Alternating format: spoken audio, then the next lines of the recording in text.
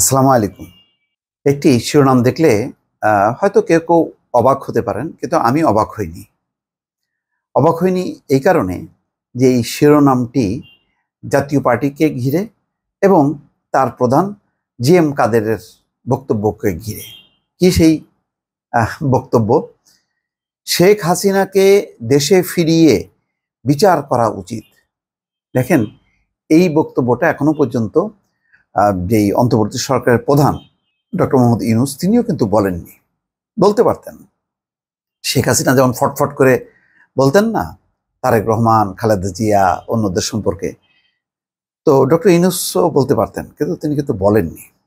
সেইটুক বোধ তার আছে যে কতটুক বলতে হবে, কতটুক বলতে হবে না। জি.এম. কাদেরের এই বক্তব্যটা খুবই চমৎকার। এটাই তো আসলে দাবি। কিন্তু কে দাবি করছে? দাবি করছে পতিত শেখ হাসিনা সরকারের আর এক সহযোগী জি.এম. কাদের।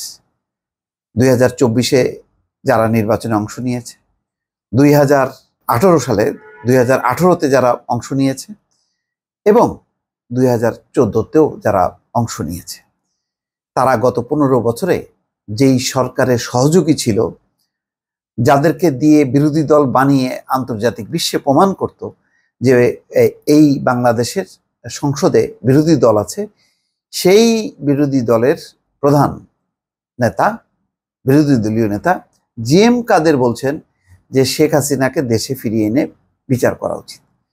তাহলে বিএনপি কি বলবে? তাহলে তো বিএনপি তো বলা উচিত না, তা অন্তর্বর্তী সরকারের কারোরই বলা উচিত না। তো এটাই হচ্ছে ওই যে বলে না, মানে হাতি ফাপড়ে পড়লে ব্যাঙও চাটি মারে। তো আজকে এই শেখ হাসিনা তার দল যেহেতু বিপদে পড়ছে, এখন ওই ব্যাঙ হয়ে তারাও এখন চাটি মারতেছে। এটাই হচ্ছে জাতীয় পার্টির চরিত্র। তারা সব সময় যারা ক্ষমতায় থাকে তাদের দিকে কুর্নিশ করে। এদের নিজস্ব কোনো চরিত্র নেই। এরা কোনোদিনও ক্ষমতাসীনদেরকে বিরোধিতা করতে হবে এইটাতে বিশ্বাস করে না। আজকে এই বক্তব্যের মধ্য দিয়ে সেটাই প্রমাণ করলো। এই কারণে আমার ধারণা যে জি.এম. কাদেরের এই বক্তব্যটাকে তারা সমর্থন করবে, কিন্তু জি.এম. কাদেরের কথায় তারা বিশ্বাস করবে না এবং তারা আস্থা রাখবে না। সেরকম কোনো রকম মানে গণমানুষের চেতনার সঙ্গে জি.এম. কাদের এবং তার অনুসারীদের আচরণ কখনোই সামঞ্জস্যপূর্ণ ছিল না। সবসময় মানুষের বিপক্ষেই চলে গেছে। যেমন শেখ হাসিনা গেছে, তার দল গেছে, জাতীয় পার্টি কিন্তু একই ভাবে গেছে। যদি তারা নির্বাচন বয়কট করত, এই দ্বাদশ সংসদ নির্বাচন, তাহলে কিন্তু পরিস্থিতিটা আরো শেখ হাসিনার জন্য বিপজ্জনক হতো। কিন্তু শেখ হাসিনা এবং তার দল জানে অর্থের বিনিময়ে অথবা চাপ প্রয়োগ, যে কোনো উপায় হোক না কেন, জাতীয় পার্টি নির্বাচনে আসবে এবং এসছেও তাই। বরং তারা কি করেছে? তারা নির্লজ্জভাবে আত্মসমর্পণ করেছে। যে কয়টা আসন দেওয়ার কথা ছিল সেই কয়টা আসন দেয়নি, তারপরেও তারা মেনে নিয়েছে। তারপরেও তারা বিরোধী দল, তারপরেও তারা বিরোধী দলের নেতার আসনে বসে মন্ত্রীর পদমর্যাদা ভোগ করেছে। যাই হোক, এটাই হচ্ছে দুর্ভাগ্য। এখন তিনি বলতেছেন যে শেখ হাসিনাকে ভারত থেকে প্রত্যর্পণ করা উচিত। শেখ হাসিনার শাসনামলে তার এবং তার সরকারের সংগঠিত সব অপরাধের জন্য বাংলাদেশের আদালতে বিচার হওয়া উচিত। তো ওনার কি বিচার হওয়া উচিত?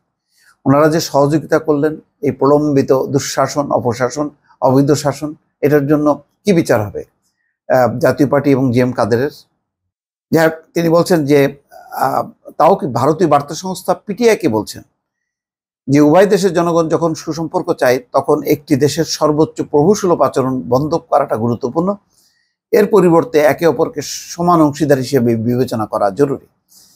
বাংলাদেশে ভারত খেদাও প্রচারণার ব্যাপারে জি.এম. কাদের বলেন, এই বিদ্বেষ ভারতের বিরুদ্ধে নয়, বরং বাংলাদেশে একটি স্বৈরাচারী শাসনের সূচনা ও অপশাসনের অনেক অভিযোগ থাকা সত্ত্বেও দেশটির একটি নির্দিষ্ট রাজনৈতিক দল আওয়ামী লীগের ও তার নেত্রী শেখ হাসিনার প্রতি ভারতের প্রশ্নাতীত সমর্থনের নীতির বিরুদ্ধে এই বিদ্বেষ।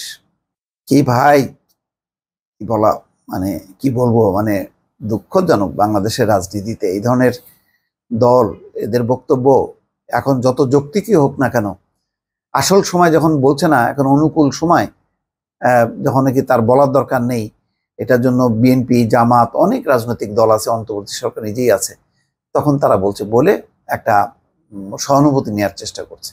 দর্শক ভালো থাকবেন, আল্লাহ হাফেজ।